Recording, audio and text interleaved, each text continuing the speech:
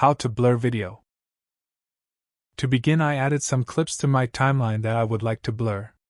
Right-click in your project panel and select New Item, Adjustment Layer. The default settings should match your sequence. Click OK. Now drag adjustment layer above your clips in timeline and set its length so it is as long as you want the blur effect to appear. Now go to Effects panel and search for Gaussian blur. Drag and drop Gaussian blur effect into your adjustment layer. With your adjustment layer selected, go to Effect Controls and under Gaussian blur, set the blurriness to the amount that you want, like 50, and make sure Repeat Edge Pixels is checked to get rid of black borders. Now we have a blur effect for our videos.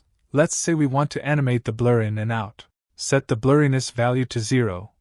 Place the playhead a little bit forward, and click on stopwatch next to it to create the first keyframe.